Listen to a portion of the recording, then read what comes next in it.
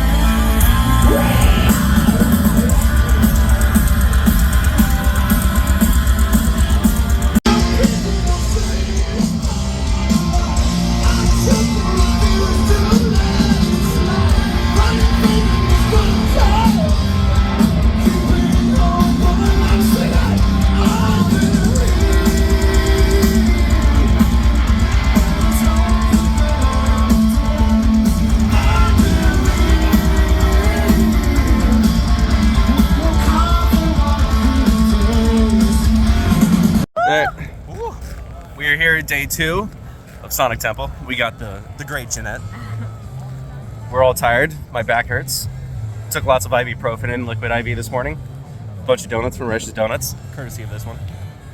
I didn't buy donuts. Oh, that's right. My brother did it, didn't I? And of course, we have the great Richard, Senior and Junior. Day 2. They're both old and tired and cranky. Old. And yeah. So day 2. What was your favorite band yesterday, boys? Shadows Fall. Killswitch. So there you go, guys. Shadows Fall, Killswitch. I think they're the best bands out of yesterday. Next runner-up, probably Boundaries and Seven Dust. And of course, we have the great Jeanette, who's never been to a metal festival before. She has no idea what to look forward to. But we got Testament, Overkill, Exodus. We got a bunch of shit. Keep you guys updated.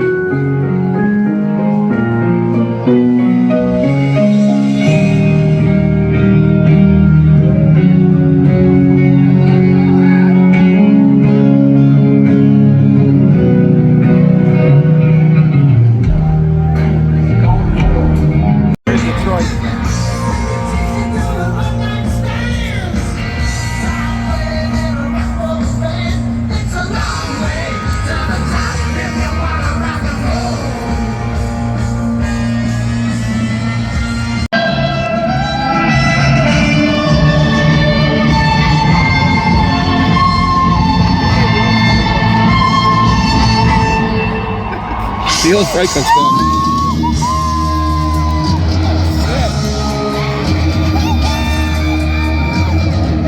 Starting with this.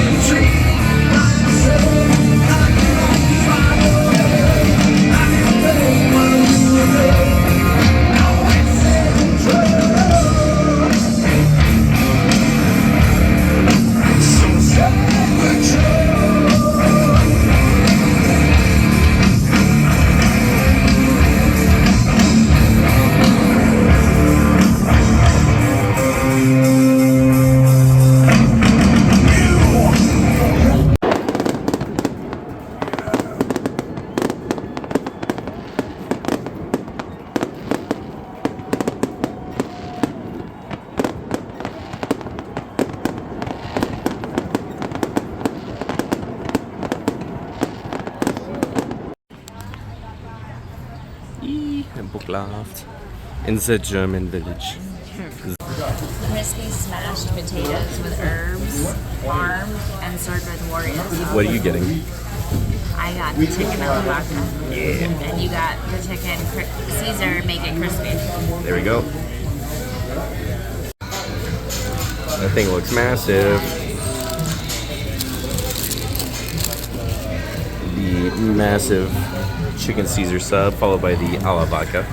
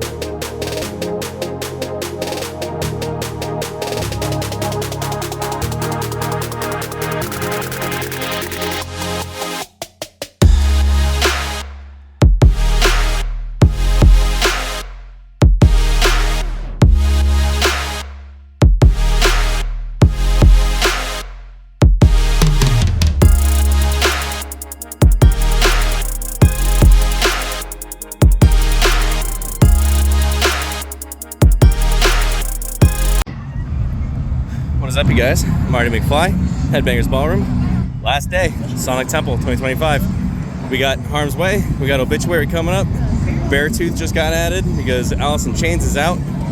And, you know, final show of Metallica tonight, big fireworks display at the end.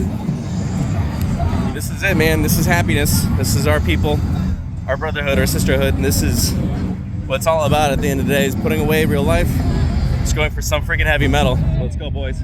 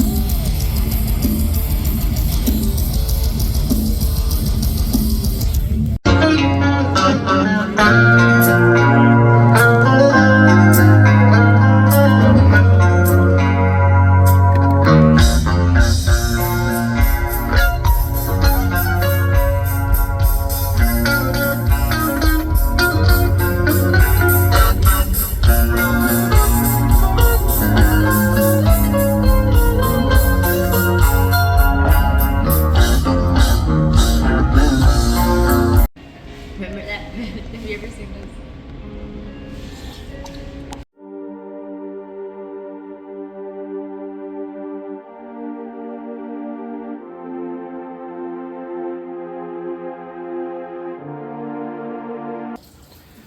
is up, you guys? We're back. Unfortunately, the trip has come to an end. Sonic Temple 2025, Columbus, Ohio. What an unbelievable experience. I've been going to shows since I was probably 10 or 11, hardcore punk. I think the very first show I ever went to might have been Styx. I think I was like 9 or 10, but after that, it's all been about the heavy stuff. And this experience was really unlike anything I've really done before.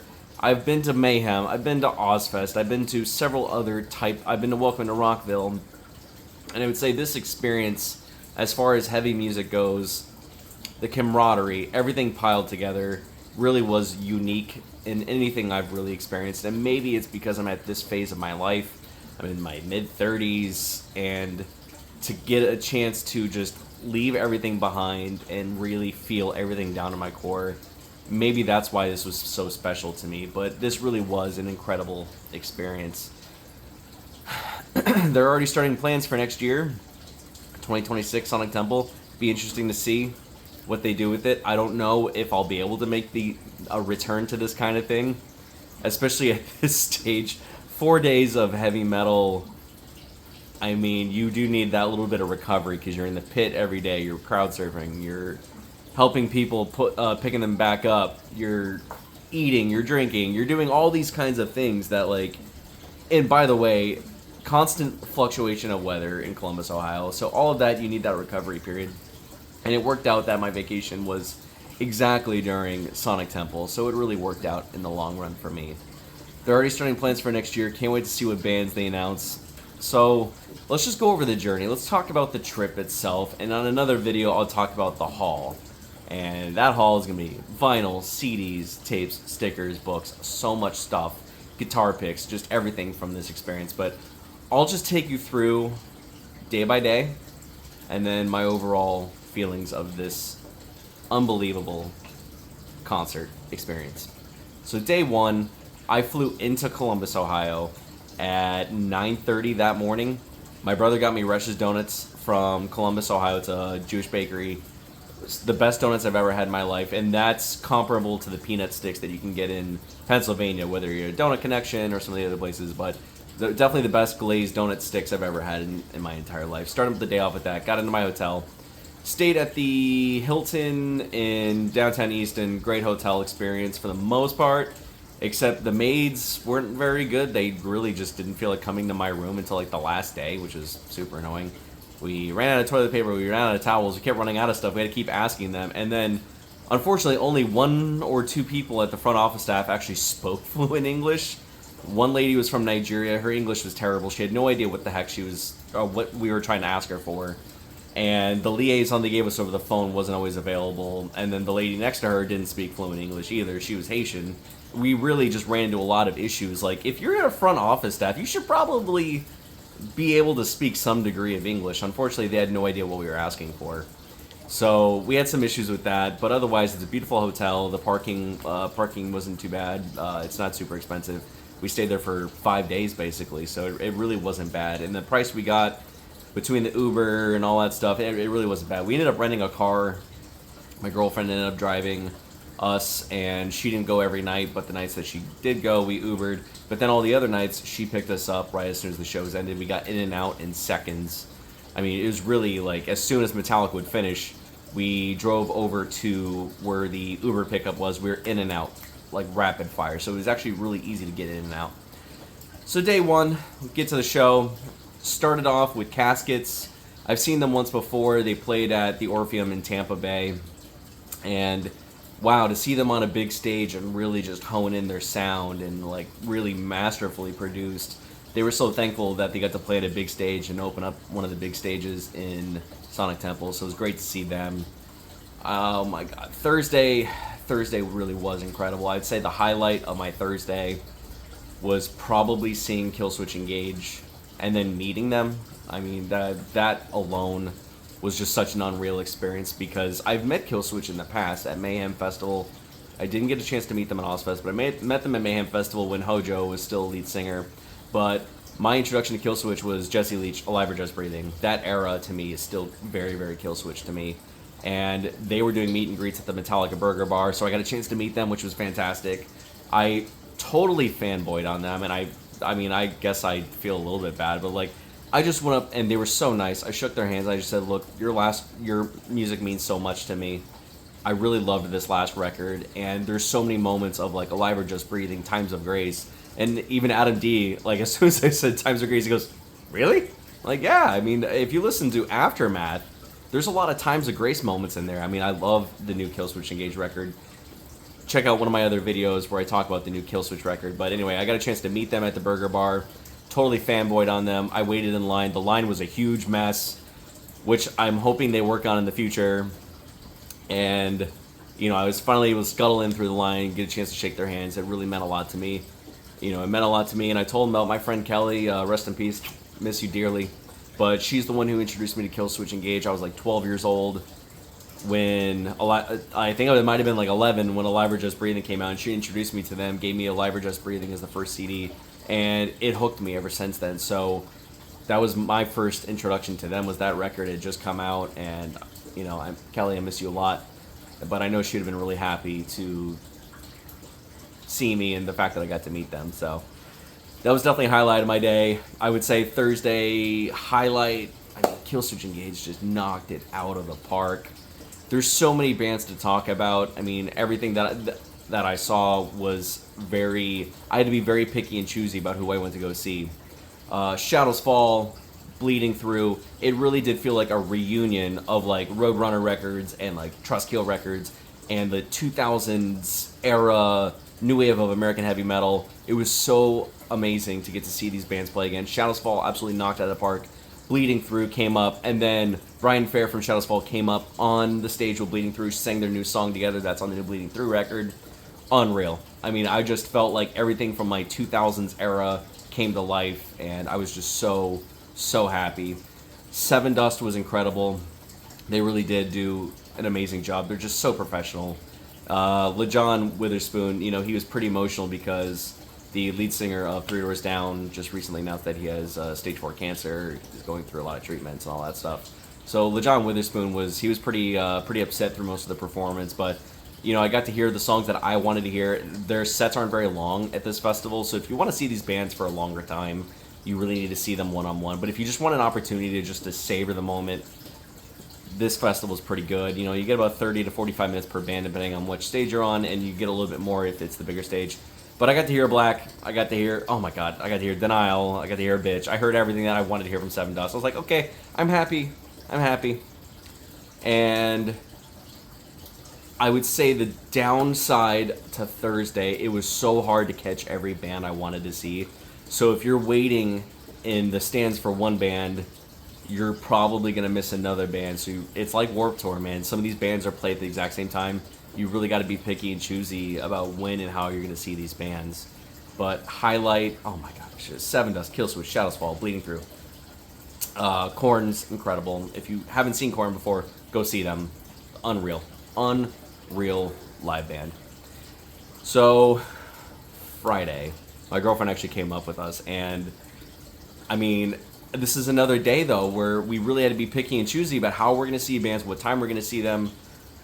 It was really challenging to get in to watch every band I want to play. So sometimes I only got to see 15 minutes between Thursday, Friday, Saturday, and Sunday. And I mean, you know, the same thing happened with Testament and Armored Saint. They played and overlapped into each other. I saw Overkill.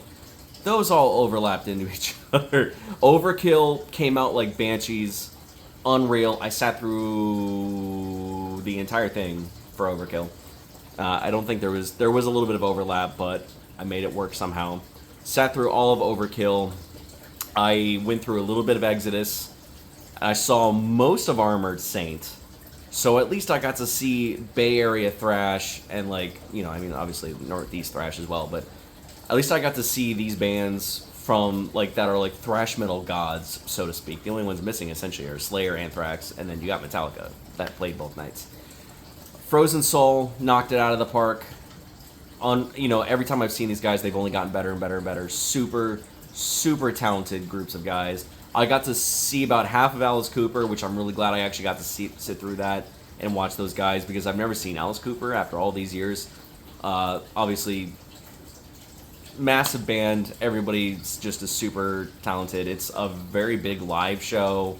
A lot of like things going on, a lot of acting. You got Cooper's wife, Cheryl, who comes up on stage with a Marie Antoinette outfit, and I mean everybody. I mean the lead guitarist.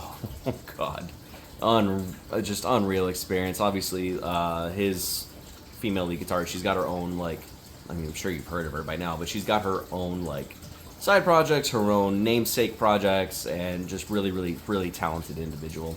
So I'm glad I got to sit through most of that without having to miss too much. I unfortunately had to miss other bands throughout this whole experience between Thursday, Friday, Saturday, Sunday, because so many bands play at the same time. And what they try to do is, inside the arena where the crew soccer team was, they put a big screen TV. So, when I was getting ready for Metallica on the second night, Ice Nine Kills was playing, and they put them on. The problem was they muted the sound, so you're just watching them jumping around on stage with fire and all this cool stuff going on you can't even freaking listen to. So that was a big issue during most of the experience here. But Armored Saint knocked them out of the park. Every band just demolished everybody. I mean, really was an incredible experience. Unfortunately, As I Lay Dying, All That Remains, Alice in Chains, it's like the 3 A's, but they were all promised to be there. They didn't, obviously, As I Lay Dying for own reasons. I don't know why All That Remains dropped off. I really couldn't tell you. I've been trying to look stuff up, but I can't find anything. And then Alice in Chains, guys got sick. They couldn't make it. I think that might be helping the Welcome to Rockville as well. Beartooth got added to the show, and unfortunately I missed both of those because of other bands I wanted to see. So, for instance, I really wanted to go see Gatecreeper, and I was not going to miss Gatecreeper, so I went to go see them. And Gatecreeper, again, absolute studs, very professional, knocked their performance out of the park. They sounded crystal clear like how they sounded on record.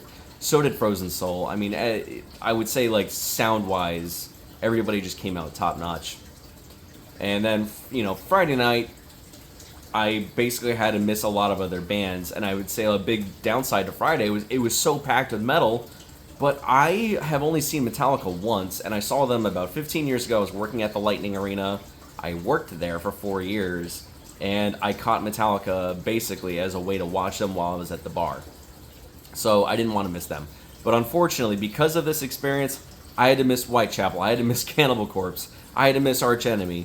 I mean, bands that I was salivating to go see, and the way this festival was set up, I had to miss all of them because I didn't want to lose my seat for Metallica, and I wanted a decent seat to see Metallica.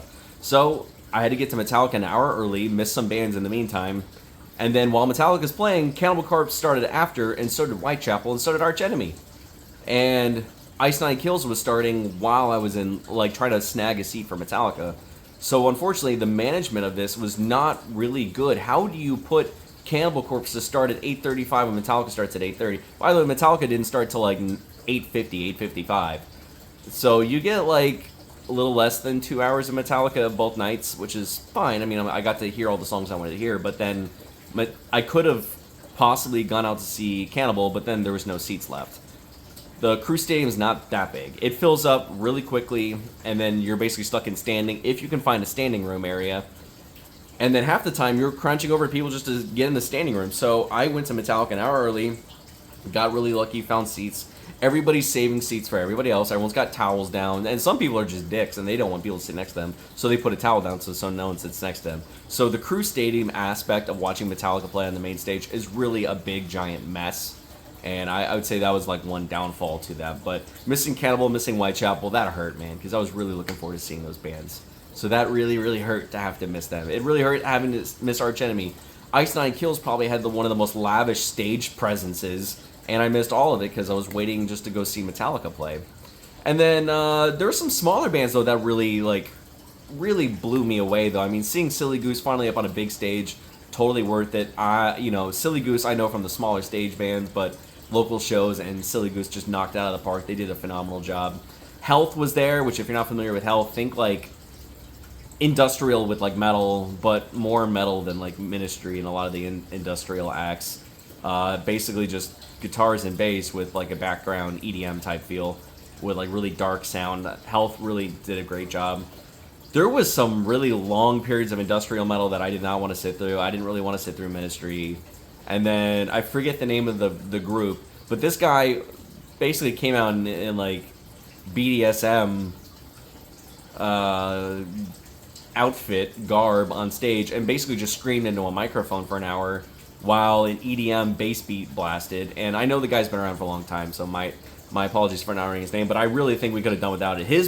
His stage, which was on the far right, you have like your Cathedral stage, you have like your Sanctuary stage, Citadel.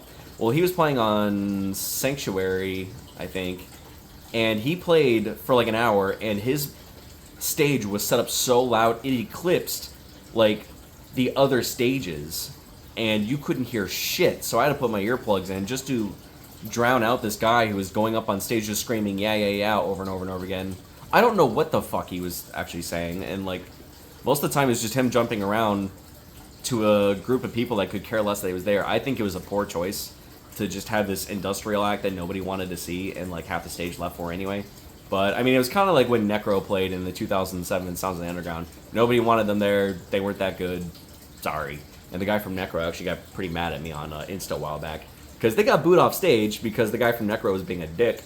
And I'm sorry, not a lot of us want rap at our metal shows, you know. And Necro got booed off, and he got all butthurt about it when I mentioned it on Instagram. Haha, that's kind of funny.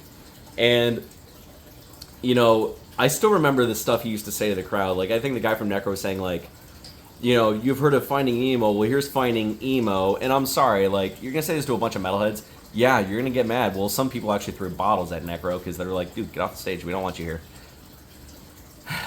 Long story long. But that's kind of what I felt like this stage presence was. His stage was cranked up so much louder than everyone else, and I could have cared less. I was just like, all right, I'm going to go. Where's the metal? Let's go find the metal. Fit for a King, I only got about 10 minutes of because I was seeing other bands play while Fit for a King was on.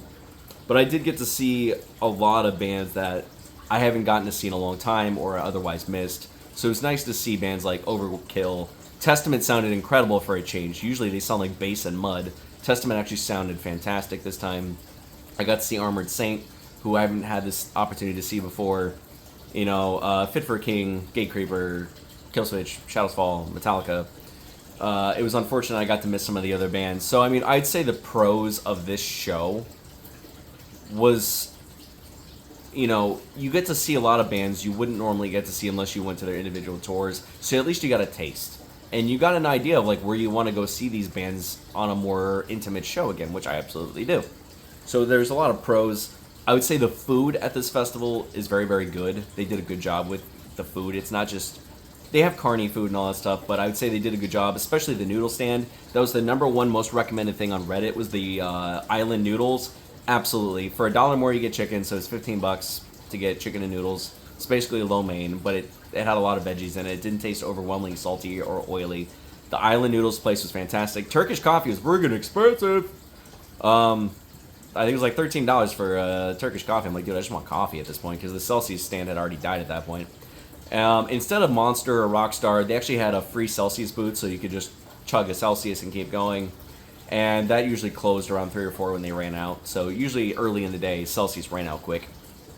The Metallica Burger Bar was pretty good. Very expensive for what you get, because it's basically just kettle chips and a burger.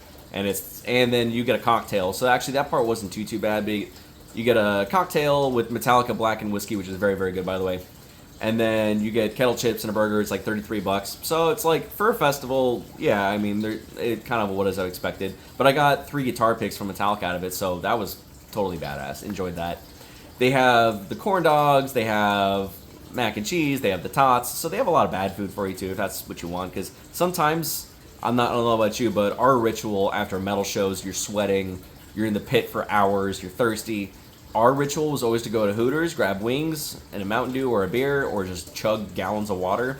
And that was always my treat, so it was kind of cool to at least have some of the carny food there. So I thought they did a good job on food. Parking was insane. Getting to the Uber lot was really not too bad, but if you wanted your own Uber, we ended up walking like 1.5 miles away just to get an Uber to pick us up. And then our first Uber didn't speak English, and he didn't know how to get to us. And I kept calling him and telling him where our pin was at and where to meet us, and he couldn't understand me. So I gave up on him, and he was, quite frankly, kind of an asshole. So we ended up getting lucky with another Uber driver. We just Venmo'd him. He took us to our hotel. 20-minute drive, not too bad. The weather, holy crap, the weather changes so much at this festival, which my brother did warn me about. The first day is very cool, very nice. It dropped down to the 40s in the evening, especially in the crew arena. There is a wind gust that drops the temperature probably about 10 to 15 degrees. So I would take my jacket off and my hoodie off as soon as I go to the outdoor stages. As soon as I would come into the stadium, I'd have to put that thing up and sit closer to my girl because it was really, really, really cold, especially for this old Floridian. And that was kind of every night. Sunday was pretty warm. That wasn't too much of an issue. We got a lot of sun. We had perfect weather. Otherwise, honestly, there was not a cloud in the sky all 4 days. It didn't rain. It didn't do anything. We honestly had perfect weather every day. So we lucked out there. Crew Stadium, like I said, not enough seats, everybody. But for this show, I think for Metallica, it probably could have used something bigger. But I didn't stick around for Linkin Park because I just don't care. I don't really think, that's its own thing. But, I appreciate that they kept the dream alive with Linkin Park. Got this new female lead singer. And I would say, under a different name, maybe I would enjoy it more. But I think the biggest issue with her was, she couldn't sing the classics, man. She tried to pelt out for Crawling, and it didn't sound good. Her trying to do Crawling was just not... That's my favorite Linkin Park song of all time, next to Forgotten, and she couldn't do it. And that was my biggest gripe with the new Linkin Park. You got this lead singer. I don't really care if she's a male, female, or whatever. I don't care if she's a pine tree, whatever. At least be able to sing the classics. But she couldn't sing Crawling, man, and she didn't do a very good job of it. So once that happened, I was like, well, I'm done. I'm going to go home. And that's, that's kind of the way it worked. Now there's a big beef with Bullet and Trivium because Matt Tuck from Bullet, blah, blah, blah, whatever, fine. I would say overall positive experience. I'm still thinking about the mosh pit to this day. I would say I'm so glad I did it. I'm so glad I had the time off to appreciate it and enjoy it. I got some quality food in there. By the way, if you're not really big on carny food, which I'm usually not. I mean, my diet is usually chicken, rice, and broccoli, to be honest with you. We ate beforehand, so we didn't have to stick with a lot of the greasier foods. Alcohol, pretty expensive, kind of what you'd expect. I didn't really drink a whole lot on this one. I really cocktails, so they did a pretty good job with that. So let's do a pros and cons and what can be done to improve in the future. Let's kind of start with that. Pros, the level of bands. Oh my word, the level the amount of bands that were there this year that I wanted to see just surpassed any festival I've been to basically since Ozfest 2005 or maybe in Mayhem 2009. So level of bands, you got Shadows Fall, Killswitch, you got Metallica, you got Bleeding Through, you got Arch Enemy, you got Trivium, you got Bullet, you got Health, you got Silly Goose, you got Caskets, you got Converge and Terror. Before we had All That Remains and As Are They Dying and Alice in Chains, unfortunately those got moved off. You got Chappelle. Everything was just so well done and as far as bands go and the set list of what these bands played. I was very, very happy with. Every band just knocked it out of the park. Another pro, I would say, is the sound quality of each stage. I've never been that happy with a sound stage before, except maybe the Cathedral stage, I would say, was the only downside. I would say Sanctuary and Citadel had a great live sound, but the stage that was the most disappointing had a lot of big acts on it. I want to say it's the Cathedral stage that had Fit for a King and Poppy, Ice Nine Kills, and then I would say that one had the worst sound quality. It's not bad, but I would say it's not very good. It wasn't very loud, and it wasn't very clear either. I felt bad for Fit for a King, because their sound quality is normally very, very good. And unfortunately, this stage, it wasn't great. However, Converge and Caskets both sounded incredible on that stage. It was so cool getting to see Converge play again. They did such a fantastic job. I would say another pro, and this is very personal, but I've been going to shows since I was 10. And this is the first show I ever got to crowd surf at. And, you know, Acacia Strain and Terror are some hardcore bands that are very, very near and dear to my heart. I've been listening to them since I was a little kid, and it was so cool to get to see them and just decimate everybody. Acacia Strain had some tech issues. You could tell Vincent Bennett was like pretty upset because they literally lost their sound during Beast. So they're still playing guitar and trying to like keep it together, but unfortunately in this case we missed Beast, but the rest of their live set was incredible. They even played Crippling Poison, and there was nothing better. I mean, they played so many good songs, but I would say one of my favorite parts of this show was being able to scream, "I'm going through some shit" with everybody in the band on stage. And just being able to do that totally made my day. Guar, really entertaining. They always bring up celebrities and things on stage and make it gross, and they spit blood at people and goo and whatever. And in this case, I think they did Biden, they did Taylor Swift. Oh my gosh, they did. I mean, it was pretty funny. I mean, yeah, I mean, I guess if if you take it with a grain of salt, I mean, if you don't take it with a grain of salt, you can get really offended because they talk about everybody up on that stage, not gonna lie, man. I mean, there's some stuff that even I was like, I don't want to talk about this right now. But at least they kept it lighthearted. Their set died right in the beginning, so they played an entire song with no music. So unfortunately, we did have some tech issues during this festival. But I would say getting to Terror, and Terror is used to people getting up on stage with them. In this case, no one was able to get up on stage, so they just said crowd surf everybody.